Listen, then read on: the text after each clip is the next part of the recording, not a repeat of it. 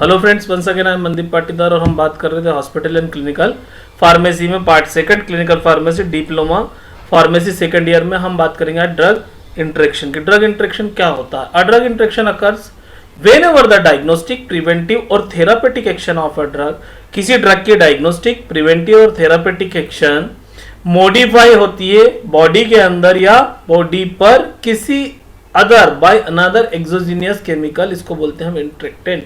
किसी exogenous chemicals के कारण बॉडी के अंदर या बॉडी के बाहर ड्रग की एक्शन चेंज होती है। जो ड्रग हम डायग्नोस्टिक, प्रिवेंटिव या थेरापेटिक एक्शन उसकी जो है वो यदि चेंज हो जाती है, अल्टर हो जाती है किसी इंटरेक्टेंट के कारण, तो इसको हम बोलते हैं ड्रग इंटरेक्शन। द इंटरेक्टेंट में भी अनदर ड्रग इंटरेक्ट जो रहता है, जो दूसरा केमिकल रहता है, हम एक्सोजीनियस केमिकल बोलते हैं, उसी को हम बोलते हैं इंटरेक्टेंट। जो है वो या तो कोई दूसरी ड्रग हो सकती है और may be some other substance, या कोई दूसरा सब्सटेंस होता है इन द डाइट, जो डाइट में हम खाना लेते हैं उसमें कोई दूसरा ऐसा सब्सटेंस हो सकता है जो हमारी ड्रग जो हम ले रहे हैं उसके अल्टर कर दे, और इन द एनवायरमेंट या फिर एनवायरमेंट में कुछ ऐसी चीज हो that has contacted the body, जो बॉडी के कांटेक्ट में आ जाता है। मॉडिफिकेशन ऑफ द एक्शन में produce beneficial plant and expected. जो मॉडिफिकेशन होता है फार्माकोलॉजिकल एक्शन में या अदर एक्शन में ड्रग की, वो या तो बेनिफिशियल होगा, प्लांट होगा या एक्सपेक्टेड होगा है। प्लांट एक्सपेक्टेड हो सकता है और एडवर्स, या तो एडवर्स हो सकता है, अनप्लान्ड और अनएक्सपेक्टेड। आपका कोई प्लान नहीं और ऐसा आ गया अनएक्सपेक्टेड, आपको एक्सपेक्टेशन ही नहीं था कि ये भी हो सकता है, वैसा भी हो सकता है। अब डिफिनेशन की बात करेंगे तो डिफिनेशन क्या होती है? Drug interaction is defined as the pharmacological activity of one drug is altered by the concomitant use of another drug और by the presence of some other substance. कोई भी ड्रग की यदि फार्माकोलॉजिकल एक्टिविटी किसी दूसरी ड्रग के द्वारा change हो रही है जो हमने उसी समय ली, या किसी और सब्सटेंस के कारण, तो इसे हम बोलते हैं drug interaction. The drug whose activity is affected by such an interaction is called object drug. जिस ड्रग की हमारी एक्टिविटी चेंज हो गई है उसको हम क्या बोलेंगे? Object drug. The agent which precipitates such an interaction is referred as the precipitant या interactant, जिसको हम बोलते हैं जो इस ड्रग को प्रेसिपिटेट करता है, इस एक्शन को, वो क्या कहलाता है? प्रेसिपिटेंट या interactant. Factor contributing the drug interaction. कौन कौन से फैक्टर कंट्रीब्यूट करते हैं ड्रग इंटरेक्शन में? किस किस तरह से ड्रग इंटरेक्शन हो सकती है? पहली चीज तो मल्टीपल ड्रग थेरेपी। यदि आप एक से ज्यादा ड्रग थेरेपी चल रही है तो ड्रग इंटरेक्शन के चांसेस है एक या एक से ज्यादा, जैसे ही ड्रग लोगे तो चांसेस है। मल्टीपल प्रिस्क्राइबर, यदि आप 2 से 3 या 4 डॉक्टरों को दिखा रहे हो तो सब लिख रहे हैं और हो सकता है सेम ड्रग हो या कुछ ऐसी ड्रग हो जो एक दूसरे से इंटरेक्ट कर जाए। तो पहली क्या हो गई? मल्टीपल ड्रग थेरेपी, यानी कि आप बहुत सारी थेरेपी ले रहे हो। दूसरा मल्टीपल प्रिस्क्राइबर, आप प्रिस्क्राइबर्स चेंज कर रहे हो या बहुत सारे प्रिस्क्राइबर से दवाई ले रहे हो। Multiple pharmacological effect of drug, एक ड्रग के एक से ज्यादा इफेक्ट होना। मल्टीपल डिसीज और प्रीडिस्पोजिंग इलनेस, हो सकता है आपको एक से ज्यादा बीमारी हो, उसके कारण से अलग अलग दवाई है, उसके कारण से अलग अलग प्रॉब्लम क्रिएट हो रही है। पुअर पेशेंट कंप्लायंस, पेशेंट की कंप्लायंस यदि पुअर है। एडवांसिंग एज ऑफ पेशेंट, यदि पेशेंट बहुत ज्यादा बुजुर्ग है। ड्रग रिलेटेड फैक्टर, कुछ ड्रग रिलेटेड फैक्टर भी हो सकते हैं। अब ड्रग इंटरेक्शन की यदि हम बात करें तो किस तरह से हम क्लासिफाइड करते हैं, एक फ्लो चार्ट के रूप में मैंने इसको इजी करने की कोशिश करी है। ड्रग इंटरेक्शन, पहला तो फार्माकोकाइनेटिक इंटरेक्शन, दूसरा आप याद रखो फार्माकोडायनेमिक इंटरेक्शन, तीसरा आप याद रखो फार्मास्यूटिकल इंटरेक्शन। कौन कौन सा हो गया? फार्माकोकाइनेटिक इंटरेक्शन, फार्माकोडायनेमिक इंटरेक्शन और फार्मास्यूटिकल इंटरेक्शन। अब फार्माकोकाइनेटिक इंटरेक्शन में क्या हो गया? आपका जो एडीएमई है ड्रग का, यदि वो अल्टर हो जाता है तो उसे हम बोलते हैं फार्माकोकाइनेटिक ड्रग इंटरेक्शन, या एब्जॉर्प्शन, डिस्ट्रीब्यूशन, मेटाबॉलिज्म और एक्सक्रीशन में कोई रिएक्शन हो रही है, कोई ड्रग इंटरेक्शन हो रहा है, उसको हम बोलेंगे फार्माकोकाइनेटिक इंटरेक्शन। अब फार्माकोडायनेमिक इंटरेक्शन को हमने 2 कैटेगरी में डिवाइड करा है। पहला डायरेक्ट फार्माकोडायनेमिक इंटरेक्शन, या तो फार्माकोडायनेमिक इंटरेक्शन डायरेक्ट हम बात करेंगे, और दूसरा indirect pharmacodynamic interaction. Direct pharmacodynamic interaction में हम बात करेंगे तो क्या होगा? एंटागोनिज्म, एडिशन और समेशन, सिनर्जिज्म और पोटेंशिएशन, ये आपका डायरेक्ट फार्माकोलॉजिकल इंटरेक्शन में होता है।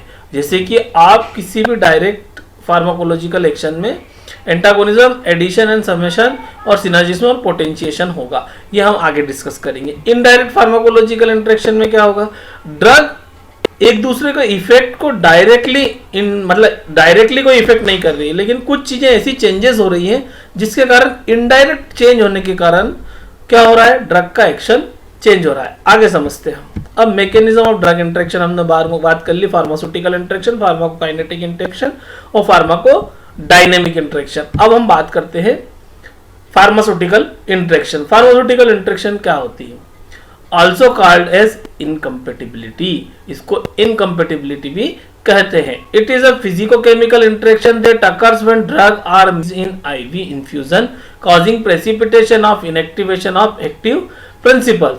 ये जनरली कब होता है, जब आपने कभी देखा हो कि कोई आईवी इंजेक्शन हम जो आईवी सेट रहता है, आपने किसी को बॉटल लगते हुए देखा है आईवी इन्फ्यूजन, उसमें आपने मिक्स करा कोई ड्राई इंजेक्शन डाइल्यूट करके मिक्स करा तो उसका प्रेसिपिटेशन हो गया या एक्टिवेशन हो गया उस ड्रग में मिलाने के कारण, तो क्या हो गया, ये क्या हो गया, फार्मास्यूटिकल इंटरेक्शन हो गया। इसी को इनकम्पेटिबिलिटी बोलते हैं। सपोज करो कभी कभी क्या हो गया कि आप कोई ड्रग ले रहे हैं और वो किसी दूसरी ड्रग के साथ या मॉइस्चर कंटेन कर लेने के कारण प्रॉब्लम क्रिएट हो जाती है, ठीक है। Example, ampicillin, chlorpromazine and barbiturates interact with dextran in solution and are broken down और form chemical compound.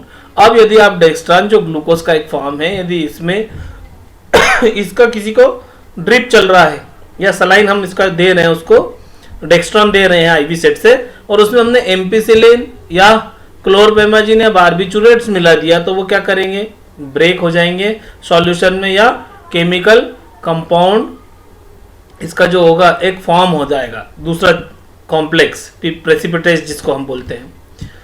Pharmacokinetic interaction. These interactions are those in which ADME properties of the object drug is altered by the precipitant and hence such interaction are also called ADME interaction. इसमें क्या होता है, precipitate हो जाती है drug की जो pharmacological action है, एब्जॉर्प्शन, डिस्ट्रीब्यूशन और मेटाबॉलिज्म। सो इसको हम क्या बोलते हैं, एब्जॉर्प्शन, डिस्ट्रीब्यूशन, मेटाबॉलिज्म और एक्सक्रीशन इंटरेक्शन भी बोलते हैं। The resultant effect is Altered plasma concentration of object drug. जो ऑब्जेक्ट ड्रग होती है, मतलब जो हमारी इनिशियल ड्रग होती है, उसका जो इफेक्ट होता है, उसका प्लाज्मा कंसंट्रेशन इसके कारण अल्टर्ड हो जाता है। किसके कारण, फार्माकोकाइनेटिक इंटरेक्शन के कारण। फार्माकोकाइनेटिक इंटरेक्शन कौन कौन सी होती है, absorption, distribution, metabolism, excretion interaction. अब एब्जॉर्प्शन इंटरेक्शन की बात करते हैं, तो Altered absorption after oral administration is very common. जब आप ओरल एडमिनिस्ट्रेशन करते हैं किसी ड्रग का, तो उसका एब्जॉर्प्शन अल्टर होना सबसे कॉमन है। द इंटरेक्शन में result in a change in the rate of absorption. जैसे ही इंटरेक्शन हुआ तो या तो ये क्या करेगा, रेट जो है एब्जॉर्प्शन रेट है उसमें चेंज कर देता है, या तो इंक्रीज कर देगा या डिक्रीज कर देगा। आपने कोई ओरल टेबलेट ली और सपोज करो उसका इंटरेक्शन फूड के साथ है या किसी और अदर के ड्रग के साथ है, तो जब ये इंटरेक्शन हो रही है तो दो तरह की हो सकती है, या तो इंक्रीज या decrease. A change in the amount of drug absorb. दूसरा क्या हो सकता है, जो ड्रग एब्जॉर्ब होना चाहिए उसके अमाउंट को चेंज कर सकता है, इसको या तो बढ़ा देगा या घटा देगा। यह ऐसी कंडीशन बनेगी कि ये दोनों कंडीशन एक साथ हो सकती है, इसको हम बोलते हैं एब्जॉर्प्शन इंटरेक्शन। हम बात कर लेते हैं major mechanism of absorption interaction are alteration in GI pH. अब सपोज करो कि जीआईपीएच में अल्ट्रेशन हो गया, या हमने एक ड्रग ली और कोई दूसरी ड्रग उसके साथ दूसरी ले ली। सपोज करो मैं बार बार बोलता हूँ कि एजिथ्रोमाइसिन एसिडिक मीडियम में ज्यादा अच्छे से एब्जॉर्ब होती है, और आपने बोला खाना खाने के बाद एजिथ्रोमाइसिन ली, तो क्या हुआ, एब्जॉर्ब होगी क्या, नहीं होगी, एब्जॉर्ब कम होगी। उसी तरह यदि आप एजिथ्रोमाइसिन ले रहे हैं और उसके पहले आपने, डॉक्टर ने बोला आपको खाली पेट पेंटाप्रोजोल ले लो, पेंटाप्रोजोल ले लिया आपने कि भाई एसिडिटी नहीं हो, तो आपका जो एसिड है वो आपने न्यूट्रलाइज कर लिया वहां पर, फिर एसिड न्यूट्रलाइज हो गया तो क्या होगा, एजिथ्रोमाइसिन का एब्जॉर्प्शन फिर कम होगा। इसलिए अल्ट्रेशन इन जीआईपीएच। तो एब्जॉर्प्शन बढ़ता घटता किसके कारण है, यदि जीआई के पीएच में, हमारे स्टमक के पीएच में, इंटेस्टाइन के पीएच में कोई अल्ट्रेशन हो गया तो भी एब्जॉर्प्शन इंटरेक्ट होगा। Complexation and absorption. कॉम्प्लेक्स बना लिया किसी ड्रग ने, चिलेशन हम बार बार पढ़ते हैं तो चिलेट बना लिया। Alteration in gut motility. Gut motility जो है आपकी बाउल मूवमेंट जो है गट में, उसमें यदि अल्ट्रेशन हो गया तो एब्जॉर्प्शन में अल्ट्रेशन हो जाएगा। इनिबिशन ऑफ जीआई एंजाइम, आपके गट एंजाइम जो है यदि उनका इनिबिशन हो गया तो एब्जॉर्प्शन में चेंज आ जाएगा। Alteration of GI microflora, GI microflora जो है यदि उसमें कोई अल्ट्रेशन हो गया तो एब्जॉर्प्शन कम या ज्यादा हो सकता है। माल एब्जॉर्प्शन सिंड्रोम, या तो माल एब्जॉर्प्शन सिंड्रोम हो गया किसी पेशेंट को, तो यहाँ कंडीशन बन सकती है इस तरह से। अब हम बात करते हैं alteration of pH. Alteration of pH में किस तरह हम बात कर रहे थे, अल्ट्रेशन ऑफ पीएच।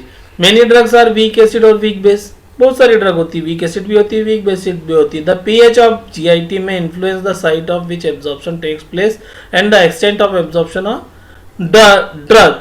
पीएच बहुत ज्यादा इन्फ्लुएंस करता है और site of absorption. The non ionized form of a drug, the more lipid soluble is rapidly absorbed than the ionized form. Lipid soluble drug जो नॉन आयोनाइज्ड फॉर्म होती है वो rapidly absorb होती है। अब ऑब्जेक्ट ड्रग और precipitant drug. Object drug कौन सी, आपने सल्फोनामाइड या एस्प्रिन लिया, सल्फोनामाइड ले सकते हो या एस्प्रिन ले सकते हो। उसी के साथ आपने यदि एंटा एसिड लिया है, कोई भी पीपीआई कोई भी एंटा एसिड लिया है, तो ये क्या होगा, enhance dissolution and absorption rate. क्या करेगा, ये डिसोल्यूशन रेट को इनहांस कर देगा, जिससे क्या होगा, एब्जॉर्प्शन रेट भी बढ़ जाएगा।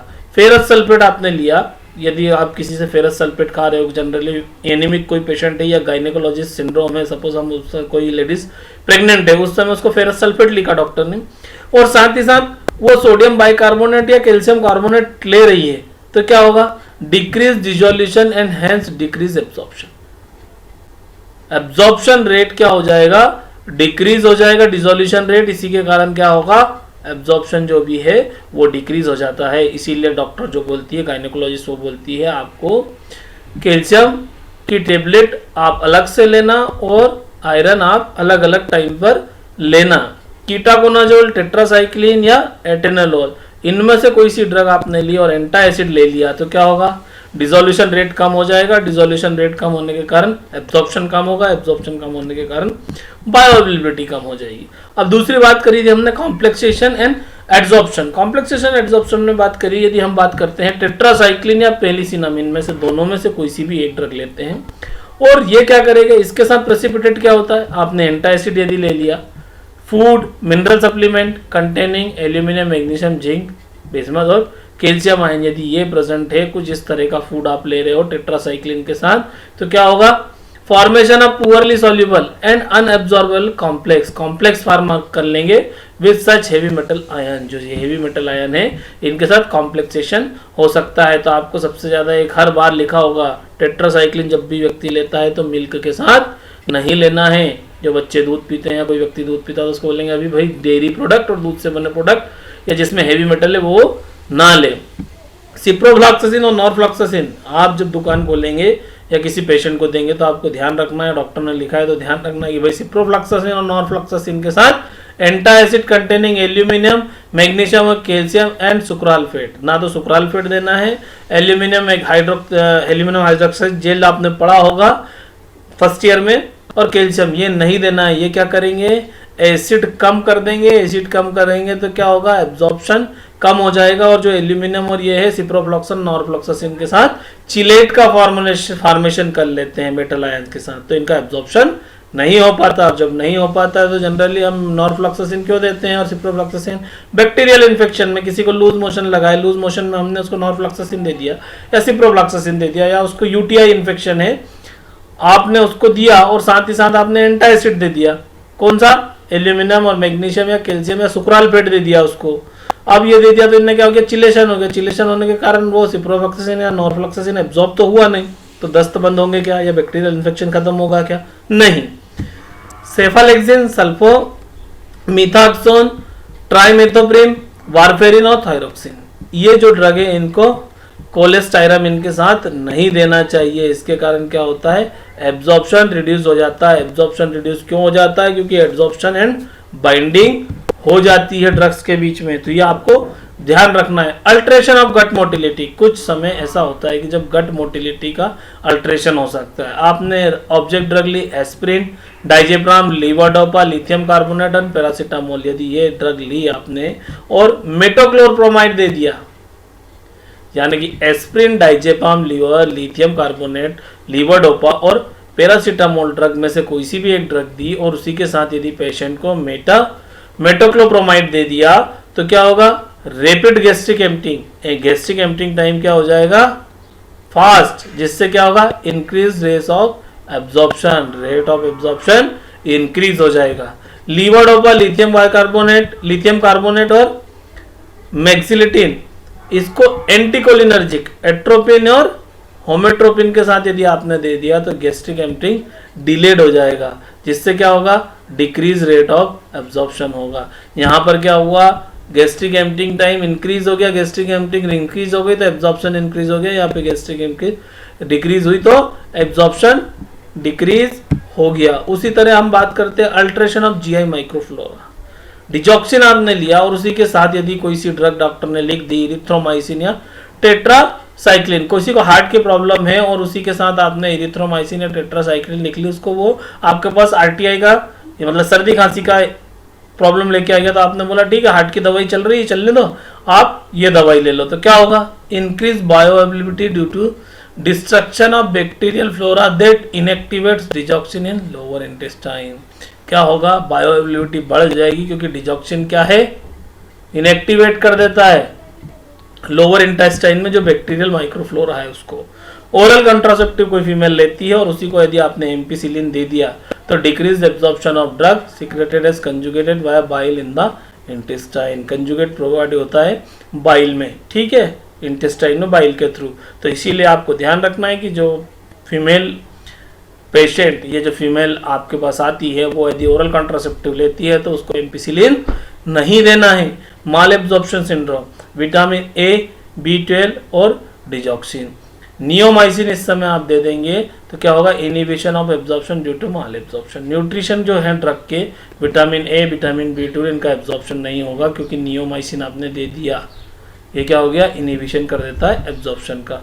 तो ये क्या हो गया आपका ADME, एब्जॉर्प्शन डिस्ट्रीब्यूशन मेटाबॉलिज्म में हम बात कर रहे थे। तो एब्जॉर्प्शन के अल्ट्रेशन हमने पढ़ लिए, क्या क्या हो सकता है, एब्जॉर्प्शन के अल्ट्रेशन हमने पढ़ लिए। अब हम बात करते हैं डिस्ट्रीब्यूशन इंटरेक्शन। डिस्ट्रीब्यूशन इंटरेक्शन में क्या क्या हो सकता है, several factors govern the distribution of drug to various tissue.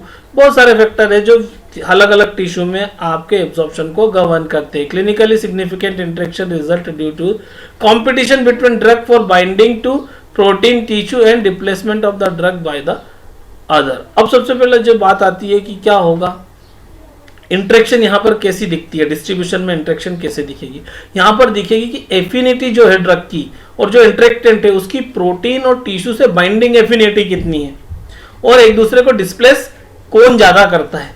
Comparative displacement which result when two drug are capable to bind to the same site. अब डिस्प्लेसमेंट कब आएगा, डिस्प्लेसमेंट वहीं आएगा जब आपके पास बाइंडिंग साइट एक है और ड्रग दो है, ये दोनों ड्रग एक ही बाइंडिंग साइट पे जाके बाइंड होती है तो क्या होगा, डिस्प्लेसमेंट की प्रॉब्लम होगी क्योंकि एक बाइंड होगी दूसरी डिस्प्लेस होगी। और बाइंड कौन सी होगी, जिसकी एफिनिटी ज्यादा होगी।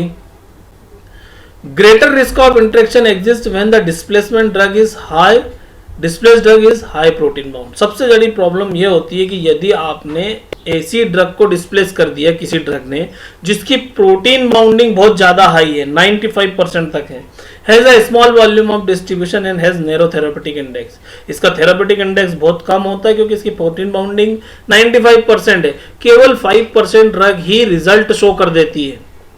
इसका मतलब आप समझ रहे हैं कि यदि प्रोटीन बाइंडिंग 95% है तो आपने 100 mg लिया तो 95 mg तो बाइंड ही हो गया है प्रोटीन से, केवल 5 mg ड्रग है वो क्या कर रहा है, action show, therapeutic action show कर रहा है। अब जब थेरापेटिक एक्शन केवल 5 mg शो कर रहा है और 95 आपका बाउंड है, फिर क्या, जैसे इसमें एग्जांपल आ जाएगा tolbutamide, warfarin and phenytoin. And when the displacer drug has higher degree to affinity than the drug of to displace, जो ड्रग की एफिनिटी ज्यादा है उसने इसको डिस्प्लेस कर दिया।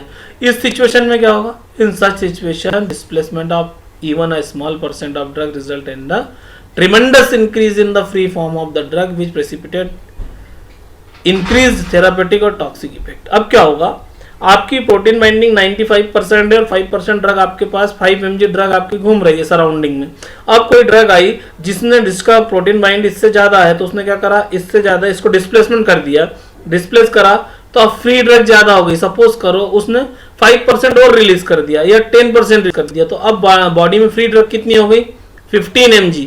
ये 15 mg जब 5 mg से थेरापेटिक आ रहा है आपको रिजल्ट, और उसी समय क्या हो गया डिस्प्लेस होने के कारण 15 mg ड्रग या 20 mg ड्रग हो गई, तो ये क्या करेगी थेरापेटिक इफेक्ट की बजाय टॉक्सिक इफेक्ट देने लगेगी। ड्रग में आल्सो भी displace from binding site in tissue, tissue के बाइंडिंग साइट से भी डिस्प्लेस हो जाती है। An interesting example of the oral hypoglycemic such as sulfonylurea. Sulfonylurea की हम बात कर लेते हैं, टोलब्यूटामाइड और ग्लिबेनक्लेमाइड जो रहते हैं, these agent exert their therapeutic effect by displacing insulin from protein binding site in pancreas। जो इंसुलिन है उसको प्रोटीन बाइंडिंग साइट से डिप्लेस कर देते हैं plasma and other regions resulting in the elevated levels. So क्या होगा जब उसका प्रोटीन बाइंडिंग, यदि जो आपके पास इंसुलिन है उसको हटा देंगे, उसको इंसुलिन की बाइंडिंग से हटा दिया, तो क्या हो गया ग्लूकोज लेवल बढ़ जाएगा। अब एंटीकोआगुलेंट वारफेरिन की बात कर लेते हैं। इसकी यदि हम साथ में फिनोबायोटाजोन, क्लोरल हाइड्रेट या सेलिसिलेट्स आपने दे दिया तो ये क्लॉटिंग टाइम को बढ़ा देता है। क्लॉटिंग टाइम बढ़ गया तो क्या हो गया रिस्क ऑफ हिमोरेज बढ़ जाएगी। वारफेरिन हम क्या यूज करते हैं, वारफेरिन हम एंटीकोआगुलेंट ड्रग है। अब एंटीकोआगुलेंट ड्रग को हमने क्या करा, फिनो ब्यूटाजोन, क्लोरहाइड्रोक्साइड और सेलिसिलेट के साथ यूज कर लिया, तो क्या होगा क्लॉटिंग टाइम बढ़ जाएगा। क्लॉटिंग जो होने थी वो 5 मिनट में होनी थी वो 20 मिनट में हो रही है, तो क्या होगा जब क्लॉटिंग नहीं होगी तो ब्लड फ्लो बढ़ता रहेगा, तो क्या होगा इंक्रीज रिस्क ऑफ हिमोरेज। फिर टोलब्यूटामाइड, इसको हमने सल्फोनामाइड के साथ दिया तो increased hypoglycemic effect, hypoglycemic effect बढ़ जाएगा। मेथोट्रेक्सेट को हम सल्फोनामाइड या सैलिसिलिक एसिड के साथ देते हैं तो ये क्या करता है मेथोट्रेक्सेट की टॉक्सिसिटी को बढ़ा देता है। फेनिटोइन और वाल्प्रोइक एसिड तो देंगे, फेनिटोइन टॉक्सिसिटी बढ़ जाएगी। इस तरह से डिस्ट्रीब्यूशन अफेक्ट होता। अब हम यहाँ पर बात कर लेते हैं मेटाबॉलिज्म इंटरेक्शन की। अब यदि मेटाबॉलिज्म में इंटरेक्शन किस तरह से होगा, हमने पहले एब्जॉर्प्शन में इंटरेक्शन कर लिया, फिर डिस्ट्रीब्यूशन में पढ़ लिया, अब मेटाबॉलिज्म में हम पढ़ लेते हैं। The most important and the most common cause of pharmacokinetic interaction is alteration in the rate of biotransformation of drug. Biotransformation मतलब मेटाबॉलिज्म ऑफ ड्रग, सबसे कॉमन यही होता है। Major problem arise when one drug either induce और inhibit the metabolism of another drug. Problem यहाँ होती है कि एक ड्रग दूसरे ड्रग का यदि मेटाबॉलिज्म को प्रॉब्लम क्रिएट कर रही है, इनहिबिट कर रही है, तो प्रॉब्लम खड़ी होगी।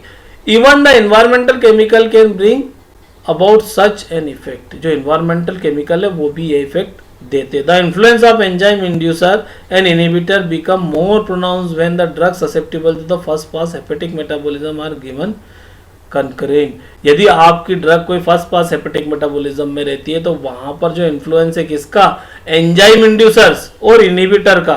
जो एंजाइम को आपको इंड्यूसर मतलब एंजाइम की एक्टिविटी को बढ़ाते हैं या एंजाइम की एक्टिविटी को बढ़ाते हैं, उसमें सबसे ज्यादा उनका इफेक्ट रहता है। The metabolic pathway usually affect in phase first oxidation.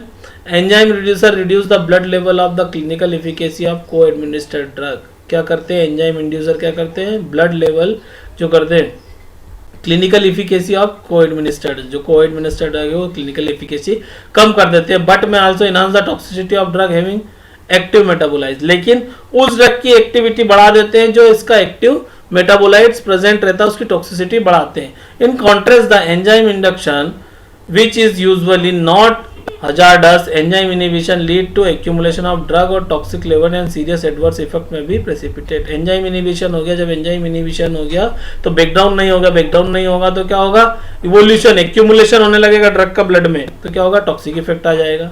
Mechanism of metabolism interaction की बात करें तो एंजाइम इंडक्शन और एंजाइम इमिशन। एंजाइम इंडक्शन की बात करेंगे तो इंक्रीज रेट ऑफ मेटाबॉलिज्म। आपने एंजाइम इंडक्शन करा, एंजाइम को बोला चलो काम करो फटाफट, तो एंजाइम का काम क्या है मेटाबोलाइट्स कराना ड्रग को, तो ये क्या करेंगे इंक्रीज रेट ऑफ मेटाबॉलिज्म हो जाएगा। अब एंजाइम इनिबिशन कर दिया तो क्या हो गया मेटाबॉलिज्म कम हो जाएगा। It is the most significant interaction in comparison of the other interaction and can be fatal, ये फेटल भी होती है। अब एंजाइम इंडक्शन की बात कर लेते हैं। कॉर्टिकोस्टेरॉइड, ओरल कंट्रासेप्टिव, काउमेरिन्स, फिनेटॉइंस और टोलब्यूटामाइड, इनमें से आपने कोई सा भी ड्रग लिया उसी के साथ बार्बिचुरेट ले लिया। यदि सपोज करो कोई व्यक्ति कॉर्टिकोस्टेरॉइड ले रहा है और उसके साथ उसने बार्बिचुरेट हिप्नोटिक डायबिटिक वो ले लिया डॉक्टर ने, तो क्या होगा decrease plasma level, decrease efficacy of object drug.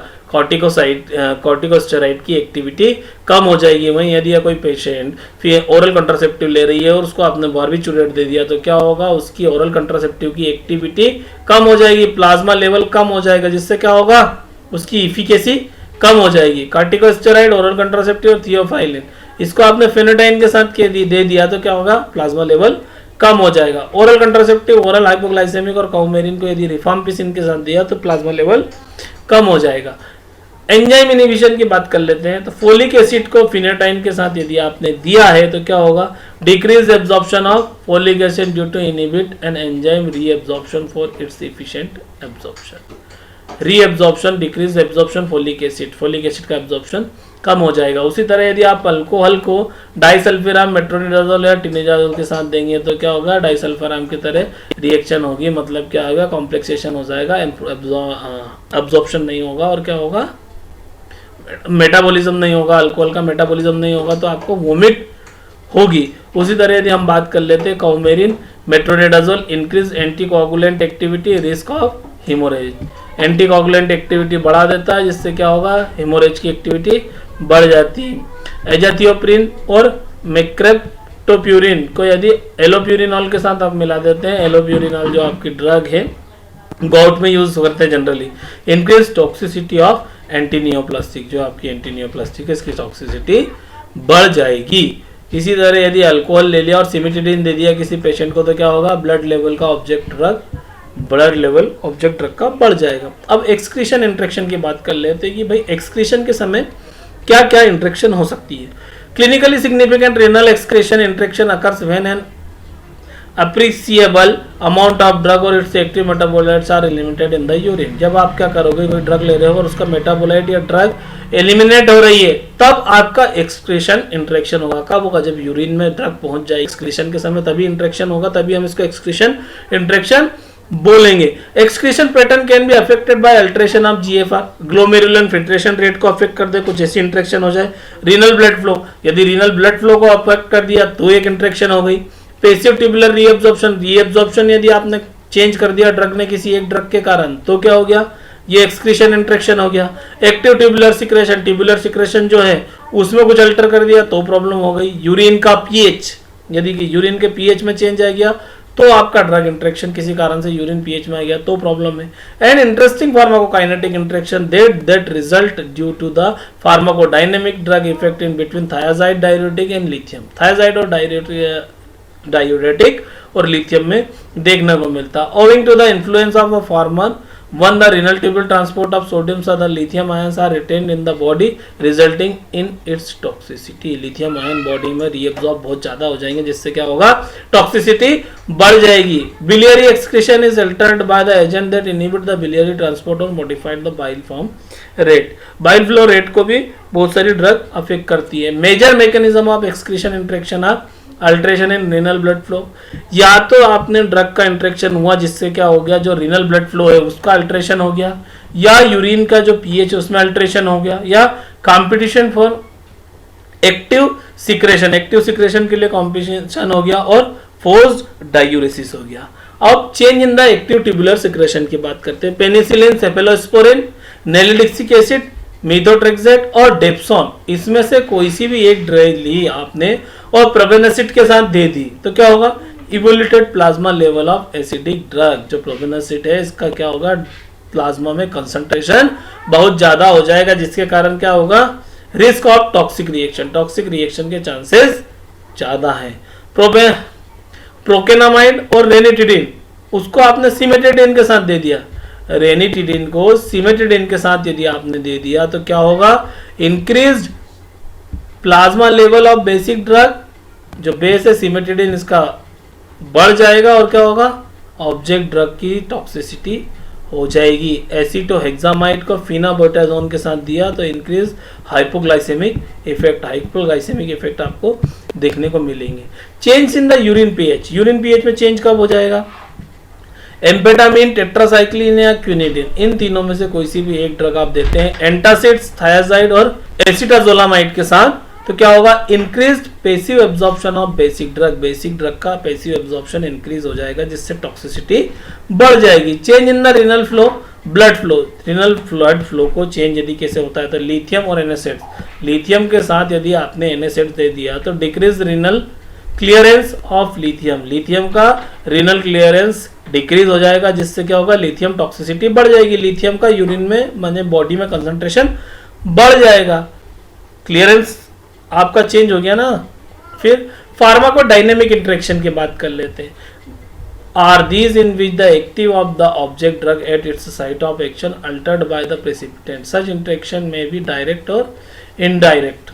ठीक है, दो तरह की होती है, डायरेक्ट फार्माकोडायनेमिक इंटरेक्शन और इनडायरेक्ट फार्माकोडायनेमिक इंटरेक्शन। या फार्माकोलॉजिकल इफेक्ट को चेंज करती है। डायरेक्ट फार्माकोकाइनेटिक इंटरेक्शन की बात करेंगे तो क्या होगा, सिमिलर और अपोजिंग फार्माकोलॉजिकल इफेक्ट। या तो जो दो ड्रग हम ले रहे हैं वो या तो एक जैसी इफेक्ट की रहेंगी या उसके अपोज में रहेगी। तो कैसा, इसमें क्या हो सकता है, एंटागोनिज्म हो गई, एक दूसरे के अपोजिट, एडिशन और समेशन, एक जैसी है हमने ऐड कर दिया, अच्छा, सिनर्जिस्टिक और पोटेंशिएशन, तीन तरह की रिएक्शन देखना मिलती है। एंटागोनिज्म की बात कर लें तो the interaction drug have opposite action, opposite action है, acetylcholine and noradrenaline have opposite effect on the heart rate, दोनों एक हार्ट रेट को बढ़ाता है, एक हार्ट रेट को घटाता है। यदि दोनों ड्रग को साथ में दे दी तो इफेक्ट क्या आएगा, जीरो।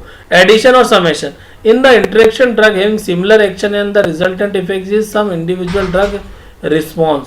सपोज क्या करो, हमने इसमें क्या करा, CNS डिप्रेशन को हमने सेडेटिव और हिप्नोटिक के साथ दे दिया तो ड्रग का रिस्पॉन्स और अच्छा आएगा या एक जैसा रिस्पॉन्स रहेगा। सिनर्जिज्म और potentiation, it is an enhancement of action of one drug by another. आपने एक ड्रग ली और दूसरी ड्रग दी तो उसके कारण से किसी और का एब्जॉर्प्शन बढ़ गया तो इसको हम बोलते हैं सिनर्जिज्म। आपने एक और एक लिया तो एडिशन और समेशन हुआ यानी 2 हुआ, और यदि एक और एक 11 हुआ, एक टेबलेट खाने के कारण या हमने एक ड्रग ली उसके कारण क्या हो गया, हमने अल्कोहल, इसमें एग्जांपल से समझो, alcohol enhance the analgesic activity of aspirin. आपने एस्पिरिन और ली और उसी पेशेंट को एक पिला दिए तो क्या होगा, एस्पिरिन की जो एनाल्जेसिक एक्टिविटी है वो बढ़ जाएगी, इसको बोलते हैं हम synergism. Indirect pharmacodynamic interaction, second part हम इसका बात करते हैं कि इनडायरेक्ट फार्माकोडायनेमिक इंटरेक्शन क्या होती है, in which both the object and the precipitant drug have unrelated effect. दोनों के इफेक्ट जो है अनरिलेटेड है, पर क्या हो गया, but later is some way alter the effect of the former. पर जो बाद वाली ड्रग है वो पहले की ड्रग को अल्टर कर देती है, उसके इफेक्ट को, उनके रिजल्ट एक जैसे नहीं है, वो रिजल्ट एक शो नहीं करती, लेकिन उसके बावजूद क्या हो गया कि उन्होंने क्या करा, जो आपने एक दवाई ली और दूसरी दवाई फिर ले ली तो वो उसके इफेक्ट एक जैसे नहीं है लेकिन दूसरे के इफेक्ट को चेंज कर देगी। कैसे, salicylate decrease the ability of the platelets to aggregate. अब सेलिसिलेट्स का क्या काम है, आपने सेलिसिलेट्स लिया किसी पेशेंट ने, उसका काम क्या है, प्लेटलेट्स के एग्रीगेशन को डिक्रीज करना। अब साथ ही साथ thus impairing the hemostasis if the warfarin induce bleeding occur. अब यदि आपने वारफेरिन किसी पेशेंट ने लिया तो उसको हिमोरेज हो गया, ज्यादा वारफेरिन लिया, हिमोरेज हो रहा तो, और हमने तब सेलिसिलेट दे दिया तो सेलिसिलेट क्या करता है, सेलिसिलेट ब्लीडिंग नहीं कराता, लेकिन सेलिसिलेट जो है प्लेटलेट का एग्रीगेशन भी नहीं होने देता, और जब प्लेटलेट का एग्रीगेशन नहीं होगा तो क्या होगा, ब्लीडिंग ज्यादा होगी ना। तो वारफेरिन क्या कराता है, ब्लीडिंग ही तो कराता है, तो वो और ज्यादा होगी। अब consequence of the drug interaction क्या हो सकता है, मेजर, मॉडरेट और माइनर। मेजर में क्या होगा, लाइफ थ्रेटनिंग, मॉडरेट में deterioration of patient status, patient का स्टेटस का डिटेरियोरेशन होगा, माइनर में लिटिल इफेक्ट, थोड़ा बहुत इफेक्ट आएगा। Reducing the risk of drug interaction, कैसे कैसे रिड्यूस कर सकते हैं, identify the patient risk factor. Patient risk factor आपको सबसे पहले पता करना पड़ेगा, यदि कोई चाइल्ड है या जीरियाट्रिक या पीडियाट्रिक पेशेंट है उस हिसाब से आपको देखना पड़ेगा। गायनेकोलॉजिस्ट पेशेंट है, यदि आपने उसको फेरस सल्फेट दिया है तो फिर कैल्शियम कार्बोनेट नहीं देना, ये आपको देखना पड़ेगा। Be knowledge about the action of the drug being used, जो ड्रग है उसका आपको एक्शन पता होना चाहिए। कंसिडर थेरापेटिक अल्टरनेटिव्स, आपको थेरापेटिक अल्टरनेटिव्स यूज करना चाहिए। Avoid complex therapeutic regimen when possible, जो थेरापेटिक रेजिमेन है कॉम्प्लेक्स करने के बजाय इजी करो। एजुकेट द पेशेंट, पेशेंट को एजुकेट करो, और मॉनिटर थेरेपी को मॉनिटर कर सकते हैं। Influence of smoking on drug interaction, smoking का क्या इन्फ्लुएंस है ड्रग इंटरेक्शन पे। Smoking increase the activity of the drug metabolising enzyme in the liver, जो ड्रग मेटाबोलाइजिंग एंजाइम है लीवर में, उसकी एक्टिविटी को स्मोकिंग इंक्रीज कर देती है, with the result that certain therapeutic agent, कैसे डाइजेपाम, प्रोपोक्सिफेन, थियोफाइलिन और olanzapine are metabolise more rapidly and this effect is decrease. ये क्या करेगा, अब भाई लीवर के जो एंजाइम है उसकी एक्टिविटी किसने बढ़ा दी, स्मोकिंग के कारण की एक्टिविटी बढ़ा गई। अब उसी समय आपने डाइजेपाम और थियोफाइलिन या ओलाजेपिन लिया तो क्या होगा, एक्टिविटी बढ़ गई तो मेटाबॉलिज्म इंक्रीज हो जाएगा, मेटाबॉलिज्म इंक्रीज हो जाएगा तो क्या होगा, उनका जो इफेक्ट है वो डिक्रीज हो जाएगा। Influence of alcohol on drug interaction, chronic use of alcohol beverage में increase the rate of metabolism of drugs such as warfarin and phenytoin probably by increasing the activity of hepatic enzyme. Hepatic enzyme की activity बढ़ाने के कारण warfarin और फिनेटाइन की activity बढ़ जाती है। Acute use of alcohol by non alcoholic individual में cause an inhibition of hepatic enzyme. जो नॉन अल्कोहलिक पेशेंट है उसने यदि एक्यूट यूज किया अल्कोहल का तो क्या होगा, वो हेपेटिक एंजाइम का इनिशियल स्टेज में क्या होगा, इनिबिशन कर देता है। Use of alcoholic beverage with the sedative and other depressant drug could result in the excessive depressant response. यदि सेडेटिव या सीएनएस डिप्रेसेंट पेशेंट कोई थेरेपी चल रही है और उसी के साथ आपने अल्कोहलिक बिहेवियरेज ले लिया तो क्या होगा, डिप्रेशन रिस्पॉन्स जो है वो और ज़्यादा हाई आएगा। Influence of the food on drug interaction, food और ड्रग इंट्रैक्शन की बात कर लेते हैं। Food effect the rate and extent of absorption drug from the GI tract, कैसे करता है, रेट उसका और एक्सटेंट को कैसे अल्टर करता है। Example, many antibiotics should be given alter at least 1 hour before और 2 hour after meal to achieve optimal absorption. जितने भी एंटीबायोटिक लेंगे हम उसको या तो 1 घंटे पहले लेंगे या खाने के 2 घंटे बाद लेंगे, क्योंकि एब्जॉर्प्शन जो है उनका अल्टर्ड कर देता है food. The type of food में भी important with regard to the absorption of concurrently administered of drug. सबसे बड़ी बात जो है आपको यहाँ पर देखना पड़ेगा कि किस टाइप का आपने फूड लिया है ड्रग लेने के बाद, ड्रग लेने के पहले, वो सबसे ज्यादा महत्वपूर्ण है। Dietary item such as milk and other dairy product that contain calcium में decrease the absorption of tetracycline and fluoroquinolone derivatives. Fluoroquinolones और टेट्रासाइक्लिन जो हम पहले भी बात कर चुके हैं, डाइटरी प्रोडक्ट या डेयरी प्रोडक्ट जिसमें कैल्शियम की मात्रा ज्यादा है वो इनके एब्जॉर्प्शन को कम कर देगा। डाइट आल्सो में influence the urine pH value, urine pH value को भी अफेक्ट करती है डाइट। सो हमारा टॉपिक आज कवर हो गया ड्रग इंट्रैक्शन, ठीक है। ये आपका यूनिट 6 है, उसके बाद हम यूनिट 7 पढ़ेंगे। ड्रग इंट्रैक्शन हमारा पूरा हो चुका है। Thank you very much.